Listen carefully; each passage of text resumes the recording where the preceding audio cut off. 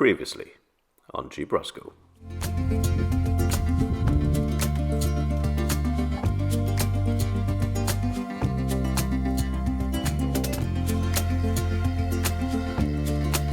So, some of you might have wondered from time to time, what does he do if he needs to go to the toilet when he... And of course with the name Gwalia, which literally means Wales, how can I not go there?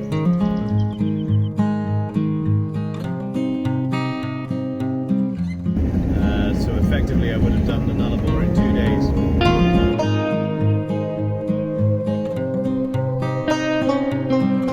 Quite famous.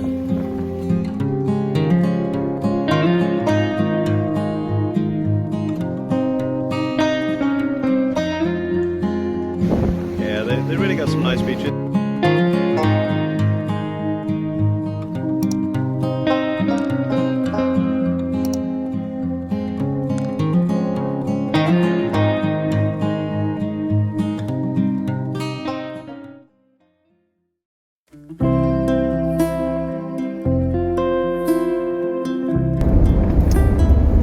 Coming into the town of Northampton. I have no idea what this is going to be like, so we'll have a look, and if it's worth a stop we might stop there for a quick snack. We're doing alright for fuel at the moment, but as I said, I'm a bit tired, so I could do with a little break maybe, and if they've got a nice looking bakery or nice little town fruit there or something, then I'll stop and have a little gander.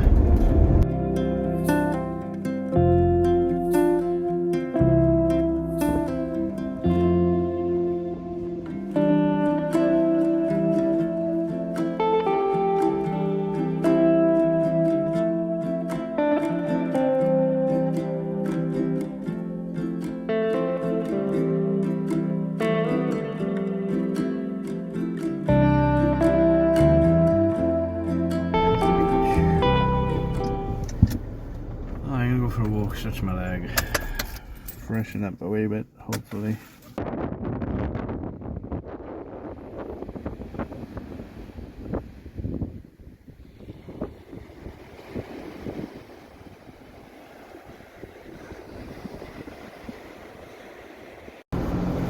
Okay, so I just had a little look around Horrocks. Not much to it. I'm not really with it today, I'm so tired, so I rang up Port Gregory caravan park, see if they had any room for the night, and they do. $55 for a, I don't know if it's unpowered or powered, to be honest with you. It's peak season. Last one they had, so I just booked it. Now I'm going to drive there and just kind of conk out for the day. It is right next to the Pink Lake, so hopefully if I can have a little snooze, I'll feel a bit better. And go and explore the Pink Lake, if not tomorrow morning. Hopefully if I sleep well tonight. Alright. Last look at Horrocks Beach. Yes, I am chewing on. Helps me concentrate.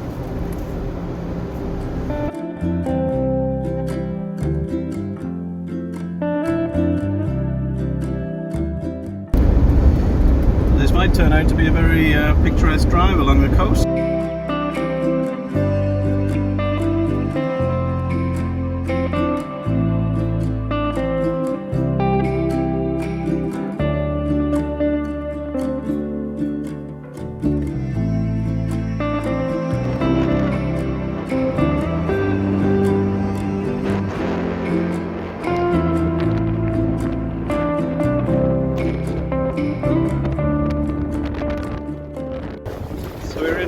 In Port Gregory. Let me flip you around here. Just on the jetty. That's the look there on the beach. Got some fish and chips just off here. See the lobster pots on the back of that one over there. You can drive on the beach. Somebody's just letting their hair down there before coming on. picnic areas on the beach and everything, shelters. You can walk along the dunes, you can't drive on these ones, but there are dunes nearby that you can drive on. There's something right down the beach there now.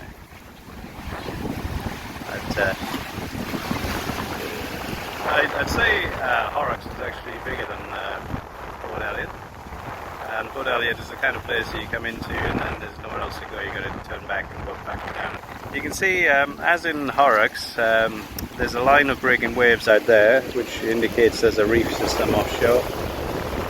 And you can see it extends all the way down the beach, as it did in Horrocks. I didn't point it out, but you might have seen it in the footage.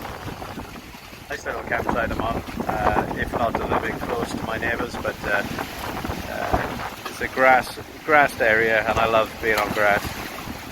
It's very not very common in Australia. So tonight I'm using my new saucepan from Sea to Summit, which is it collapses down to itself. Top tip: don't try and do the lid up whilst there's water in it, or certainly not whilst it's boiling, because it collapses. So yeah, as I was saying, when it's cooking, don't try to do these lips up, because when you try to force it, it does that. And then all your water comes brushing at the edge, like it just did with me.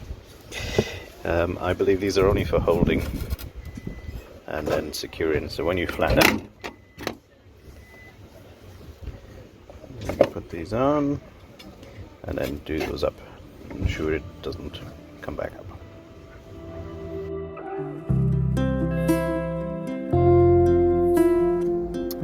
So we've been stationary at this stop sign now for a quarter of an hour.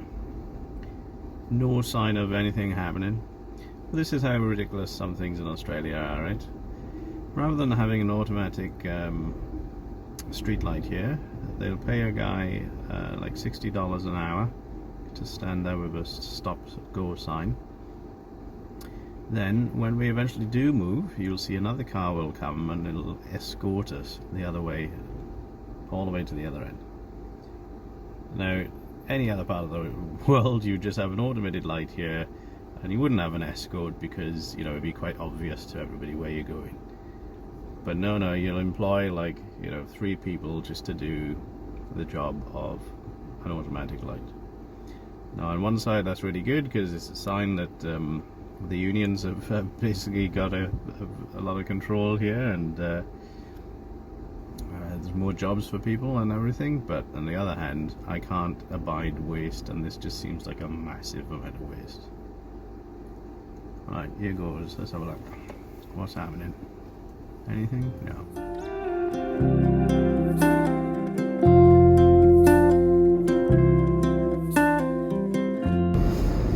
So yeah, there's the pink lake. Now the best time to see it is between 10 and 2, they reckon, when the sun is high in the sky.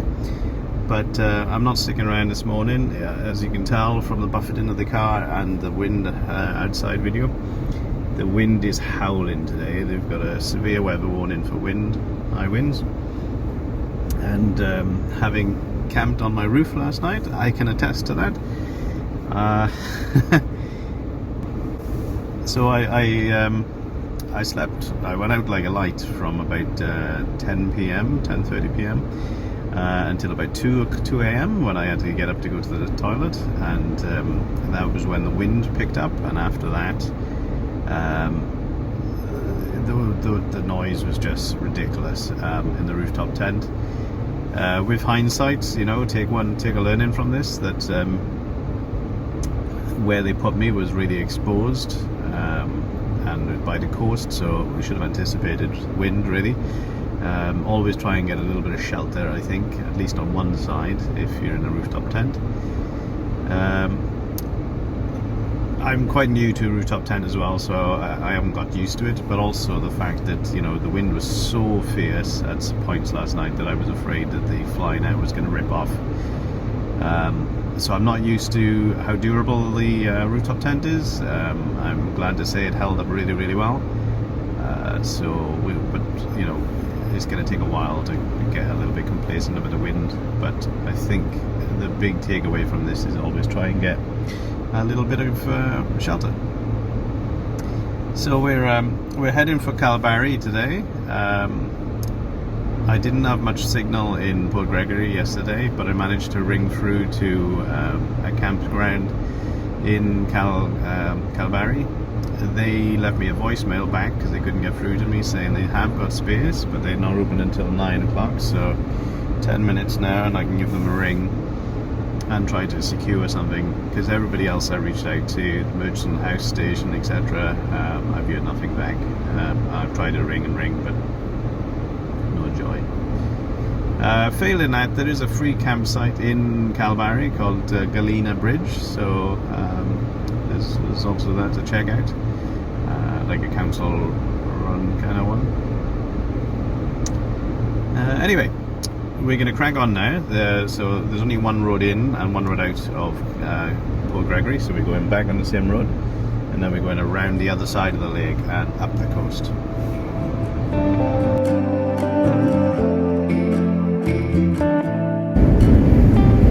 I don't know why I like pastures and fields so much, but I guess they're just so unusual to see in this part of Australia that I really appreciate it when we do see them. Nice to see a bit of grass and just, you know, sprawling fields basically, rather than thick bush. I know a lot of people will disagree with me there, but I love grassy plains. Maybe that's because I was brought up on a farm, I don't know, but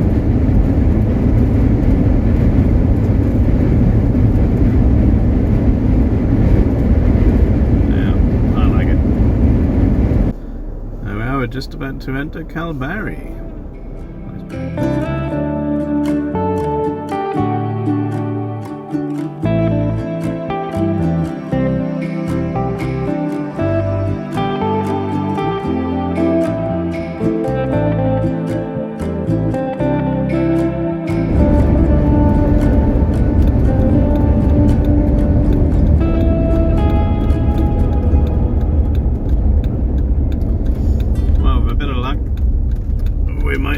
Anybody down here.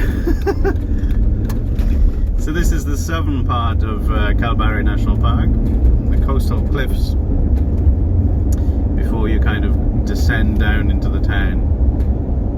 So there's 3 coastal lookouts to have a look at here. We're going to go to the end and work our way backwards.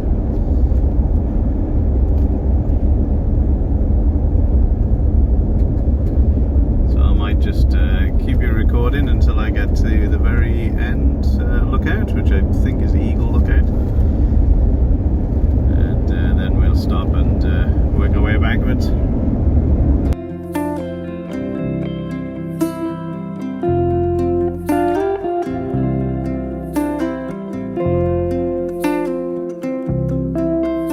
That's a management track. Okay, so it's not deserted, there are a few people there. So this is the natural bridge, which is well, where's Eagle Lookout then? Maybe I'm getting confused. Maybe.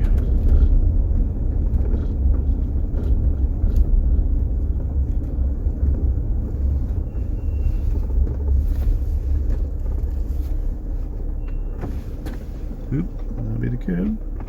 There's actually 2 lookouts here, one to the left and one to the right.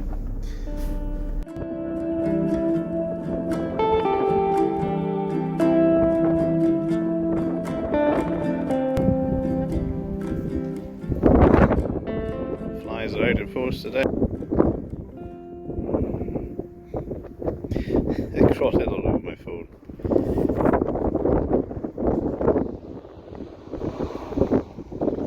Okay, I don't know if you can pick them up. Can you pick them up? I certainly can. Alrighty, so we got 2 lookouts here. Oh, there's a big dragonfly flying into me now. Bizarre.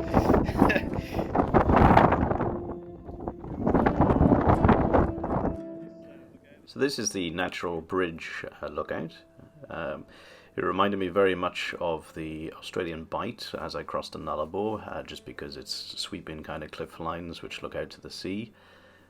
The wind here was just a little bit too bad to use the audio, and the flies were keeping me amused, to say the very least here. So just taking the views. As I was trying to say here, that essentially sometimes of the year you can see whales and orcas migrating up and down the shore.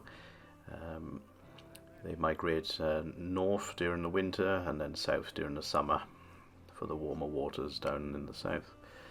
But in a minute you'll get to see just how bad the flies were, and I tried to recompose myself a little bit. I think you know how the national bird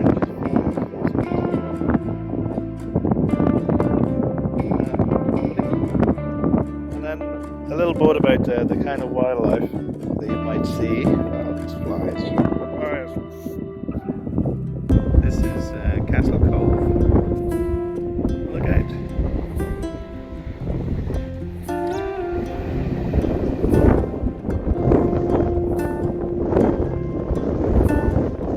Beautiful. Reminds me of the Lullaby, the Bite.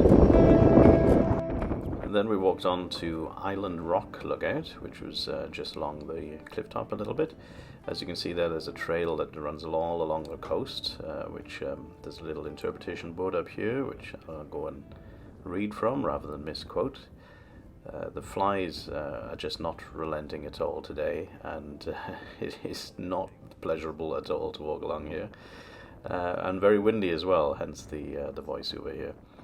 So on this interpretation board here, you can see on the map there's a red trail that runs all down the cliff line, and they run all along between the lookouts, all the way down into Kalbarri itself, actually. So it's called the Burgaranda Trail, and we are there, Island Rock.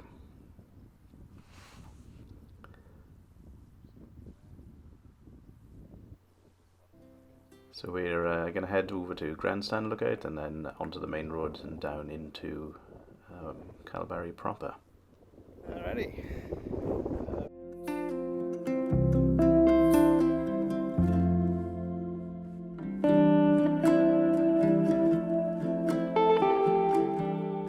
This is the grandstand. Got its name from people standing on the cliffs and watching the birds and the sharks and whatever you feed down below. Quite nice, quite interesting geologically with the layering of the rocks down there. Quite clear cut. Once again, that trail goes along the coastline at the top. You can see the little markers there. And just round the cove there where we go into Eagle Lookout. And Eagle Lookout got its name from all the ospreys and other sea eagles, white belly sea eagles, etc. that were often found feeding off there. Alright, let's go back. Alrighty, let's get down to Eagle Lookout and then into Kalbarri for some lunch and set up camp for the night. Still very, very tired today, and even just walking down to those lookouts and things is just sapping the energy out of me. This way you get if you haven't slept in 4 days.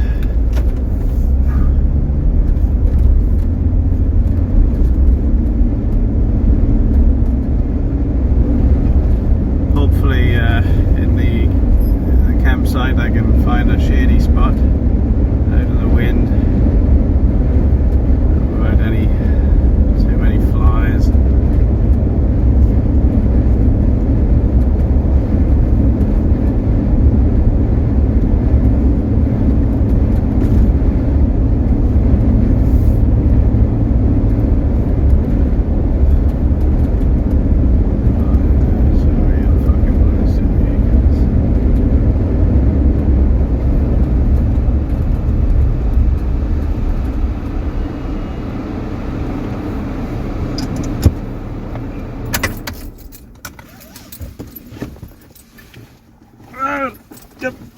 Fucking.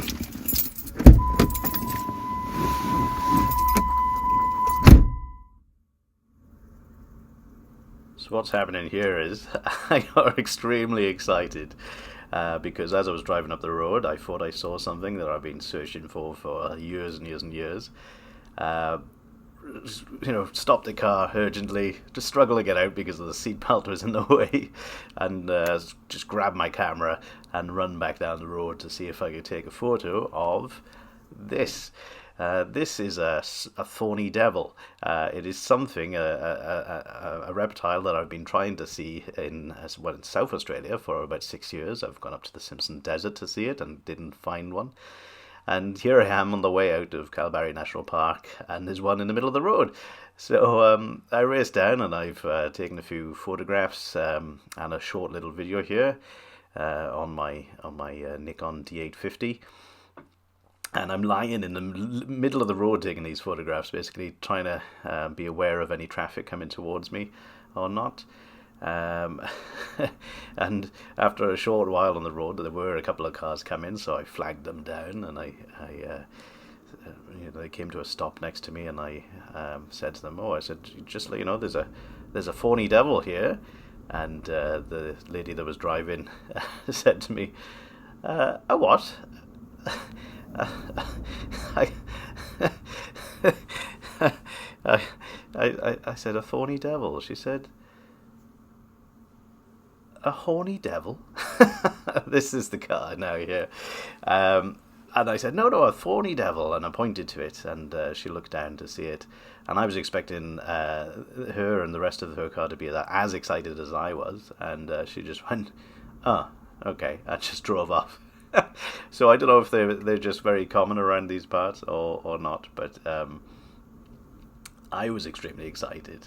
This was the first time I've ever seen a Thorny Devil after years of trying to find one.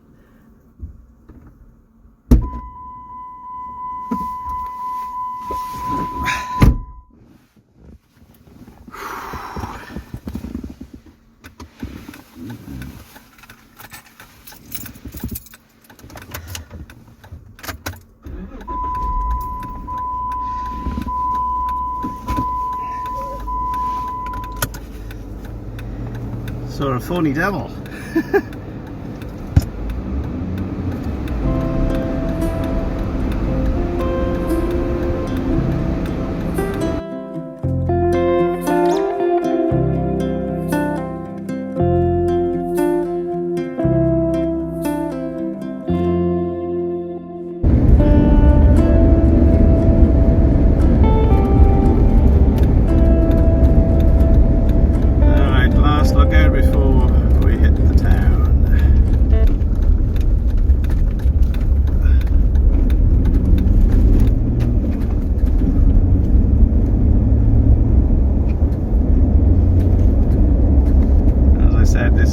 Lookout was named for the eagles. They were often found just off the coast. So hopefully I can get some eagle shots as well.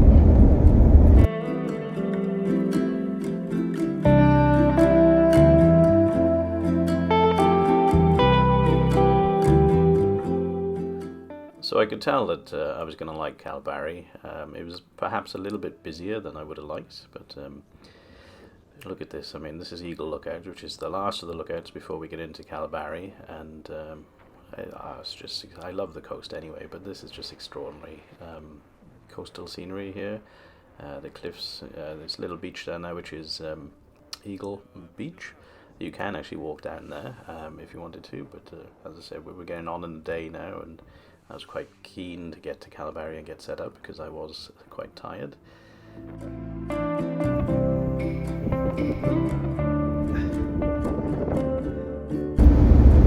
Wow, those flies, unbelievable.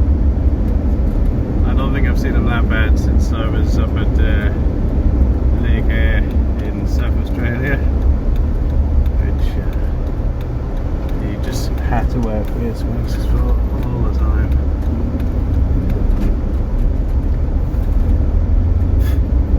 I'm sincerely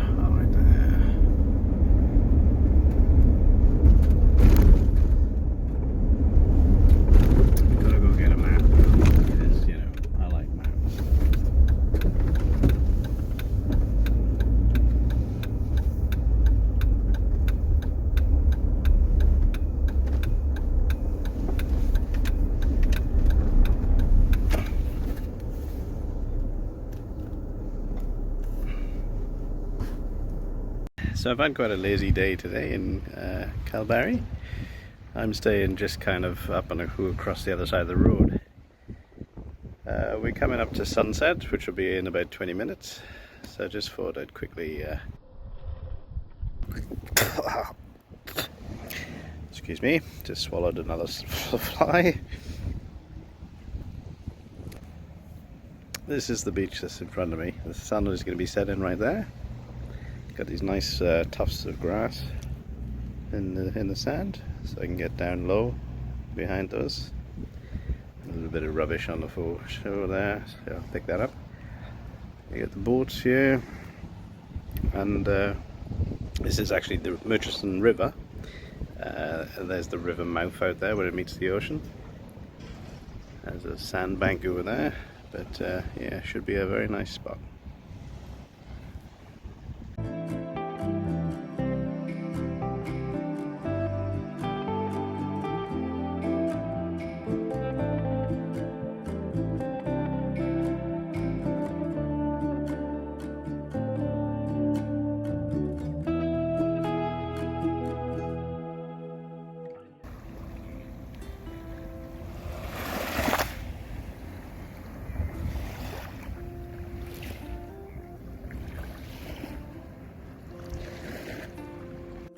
Next week on Jeep Roscoe.